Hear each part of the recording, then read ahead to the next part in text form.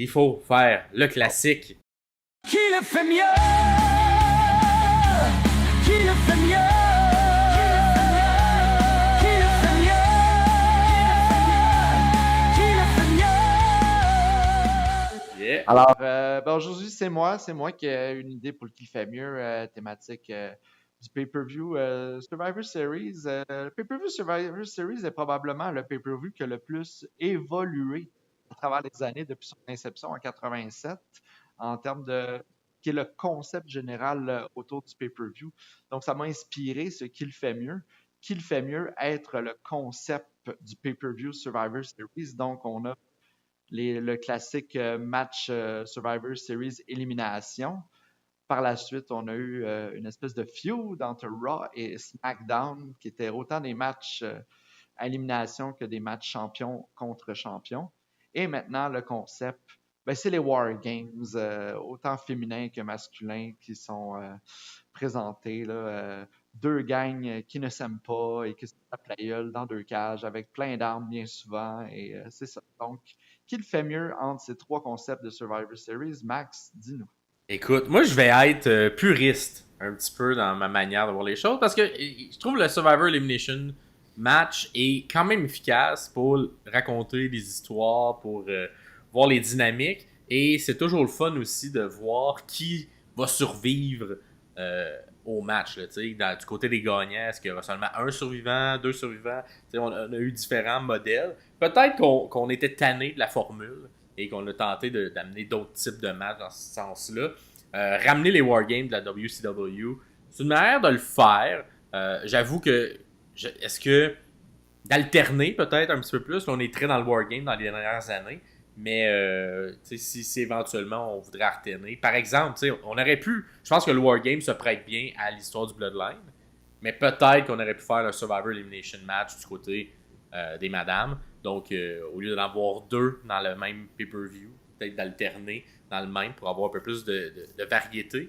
Et sinon, des trois, j'aimais un petit peu moins les affrontements un contre champion de chacune des brands. Il y avait comme soit Night of the Champion qui avait ça, que je trouve qu'il se prêtait mieux à cette formule-là, ou de jouer un Bragging Right qui est un peu aussi dans le même style. Donc, je pense moins du côté de Survivor Series. Pour moi, le match de survivants, j'aime bien. Mais je vais quand même rajouter un petit bonus, un petit troisième, qui peut-être arrivera dans le futur. Parce que les Wargames, on l'a testé à NXT. Et présentement, à NXT, on teste une nouvelle formule qui est un peu le Survivor's Iron Man match avec un système de pointage, un système de pin avec un temps limité. J'haïs pas ça. Quand je l'écoute à NXT, je trouve qu'il y a quand même beaucoup de potentiel pour des matchs solo. C'est moins équipe, on s'entend, mais j'aime bien le concept et peut-être qu'éventuellement on l'amènera parce qu'on a testé les Wargames en premier lieu lors de NXT et on l'a amené par la suite en haut. Et présentement, ce nouveau concept-là de match, je l'aime bien à NXT, puis j'espère peut-être avoir une version en haut qui pourrait être intéressante et qui cadrerait bien également dans le Survivor Series. Fait que mettons, pour les trois chats, moi je vais y aller avec le Survivor's Elimination Match. Toi de ton côté? Tout à fait. Ben écoute, moi de mon côté, je vais y aller avec les War Games parce que je me suis pas encore lassé du concept d'avoir les War Games dans Survivor Series. Là. Justement, concept Raw contre SmackDown, je me suis lassé assez rapidement. Ça revenait pas mal tout le temps au même.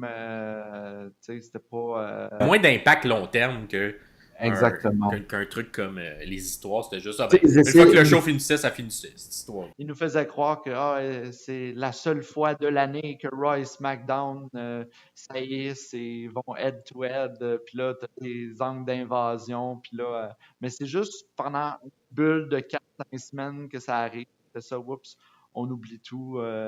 On rentre avec nos gilets de notre brand. Exactement. Fait que, non, le War Games, que j'avais bien adoré dès que ça a été ramené à NXT.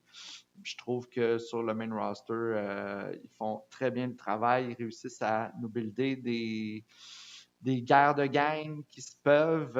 Il y a une raison pourquoi on se rend jusqu'au War Games. Justement, le match présentement entre les deux Bloodlines, on l'a vu venir depuis longtemps, mais justement, c'est parce que la construction est logique et va vers cette espèce de match-là. On parle souvent un match de cage, un match de LNSL. Il faut qu'il y ait une raison de se rendre à ça. Même chose pour le War Games.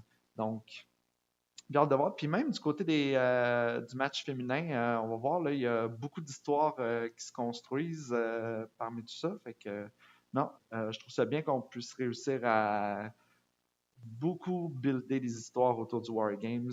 Puis ça fonctionne d'une meilleure manière que, disons, le Raw contre SmackDown où les matchs à élimination, que genre on est une équipe un soir avec un nom. Il y avait souvent des noms là, dans le début des Survivor Series, là, des noms qui n'avaient pas rapport, que c'était juste genre un nom d'une équipe d'un soir, mais c'est quand même bien pour le temps que c'était, mais c'est ça, je préfère vraiment le War Games. Parfait. Et dites-nous, vous, dans les commentaires, quelle version de Survivor Series aimeriez-vous ou aimez-vous présentement, ou si, comme moi, ce qui se passe à NXT, ça vous intrigue et vous aimeriez avoir une version de tout ça en haut, puis nous le dire dans les commentaires. Puis c'est quoi votre meilleur Survivor Series match? Vous pouvez aussi me dire ça. Abonne-toi, oh abonne-toi. Les sommeliers, c'est l'endroit pour la lutte et ses moments forts. 2 fois semaine, c'est notre accord.